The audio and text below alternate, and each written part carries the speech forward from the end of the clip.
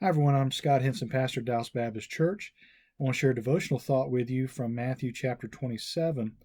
We're getting close to Easter time, and we may or may not have an Easter service here at Dallas Baptist Church due to the COVID-19 outbreak. But I want to look at Matthew 27:54 and just focus on this one verse and kind of some implications based on the context. It reads, the NIV translation reads, when the centurion and those with him who were guarding Jesus saw the earthquake and all that had happened, they were terrified and exclaimed, surely he was the Son of God. A few things I want to pick apart here. That the centurion saw an earthquake and all that had happened. Now, what had happened? You look back in the context of Matthew chapter 27, especially go back to verse 45. It says, from noon until 3 in the afternoon, darkness came over the land. Now, this is as Jesus is being crucified. The centurion makes his comments, and this darkness appears in the land. But for 3 hours in the middle of the day, it was dark. I don't know, but I mean, it was, think eclipse dark, if not darker. I don't know how many of you lived through an eclipse, or realized there was darkness there, but it's not normal. It's not right. So that's something strange, something odd, something otherworldly. Now, a scientific person may rationalize it saying, oh, well, there's just an eclipse at the time Jesus was crucified, something like that. But there's something else going on.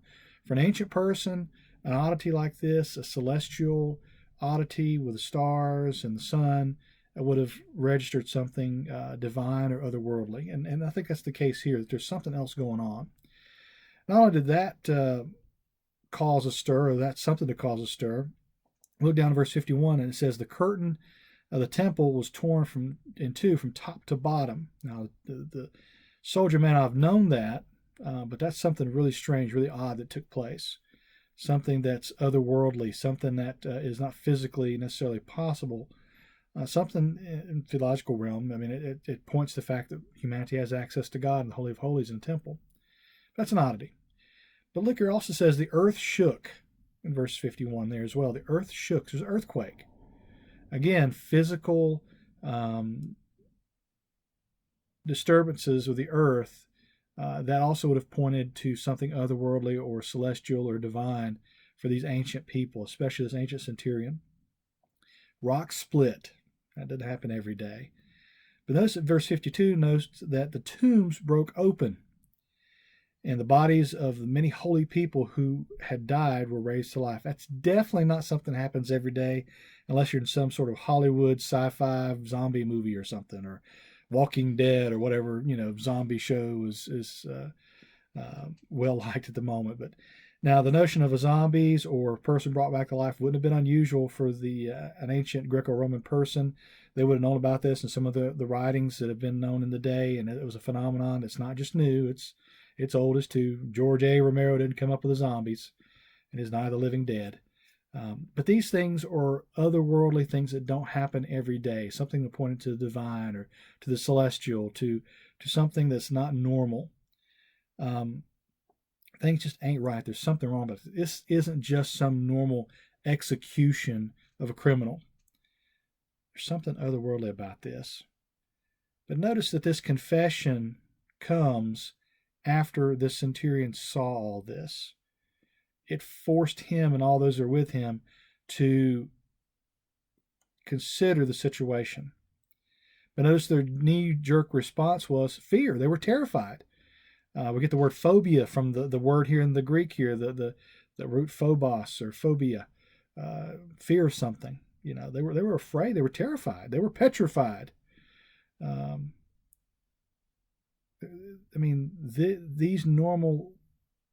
These events don't happen normally. Earth doesn't normally shake in combination with a rock splitting, tombs opening, and darkness for 3 hours in the middle of the day. It doesn't happen that way.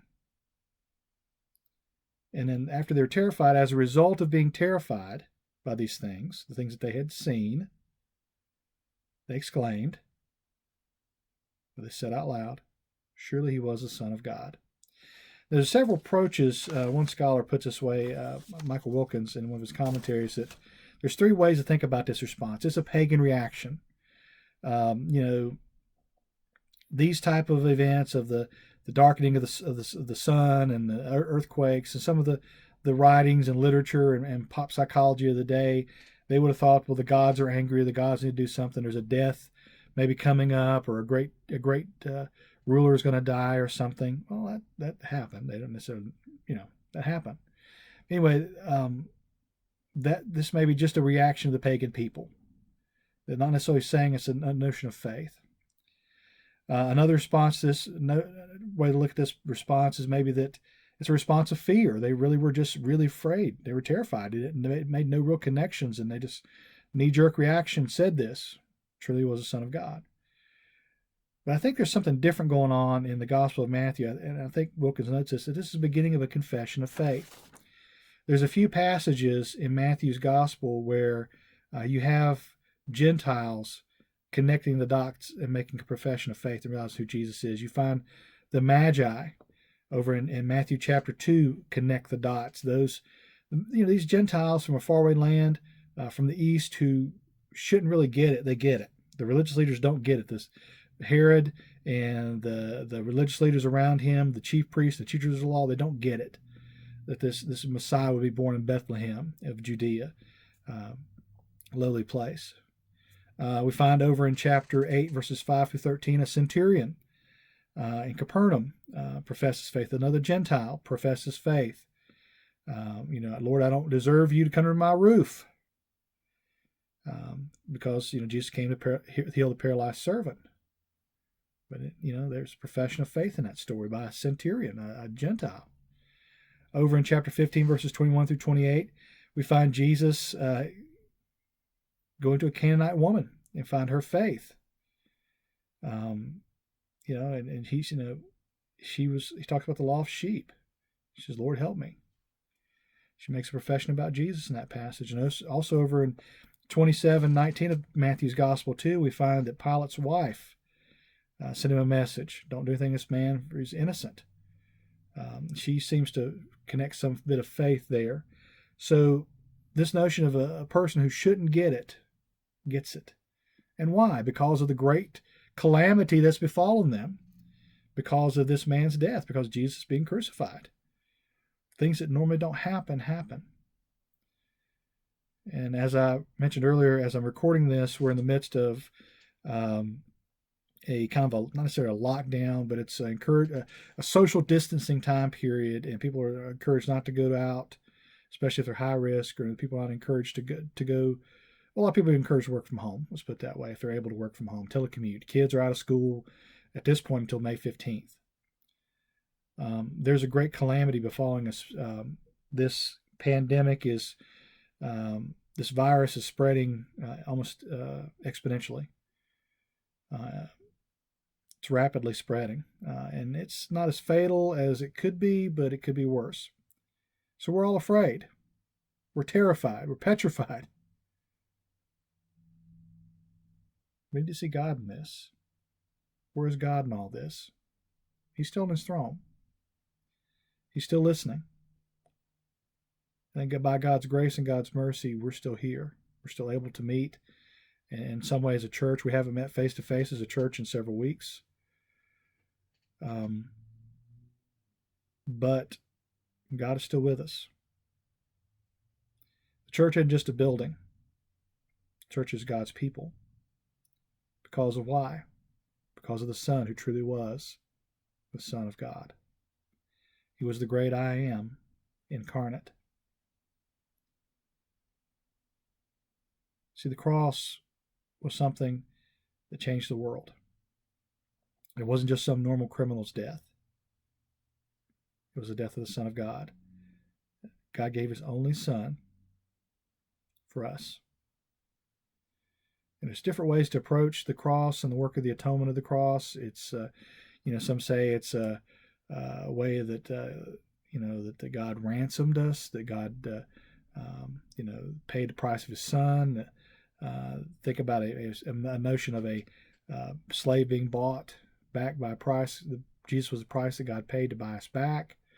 There's a substitutionary atonement type notion that Jesus died in our place for the sins that we should have been punished for. different ways to approach it. Even a notion that the cross was not just all those things, but maybe it's more of a notion of a victory over death, a victory over the forces of evil. And it's an eschatological type thing. And it's all true, I think, in some way. The scriptures all point to that. Cross is many things. But God gave his Son for us so that we may be made right with God, that we may be made whole with God, that we can be in relationship with him. It took all these great signs that had happened for this centurion to make profession of faith. Maybe out of all this chaos of this coronavirus, and maybe by the example of the faith that we as Christians lead and how we respond to it without paranoia, but with peace and with trust in God, maybe some will come to Christ, and maybe some will say, truly, he was the Son of God, or he is the Son of God.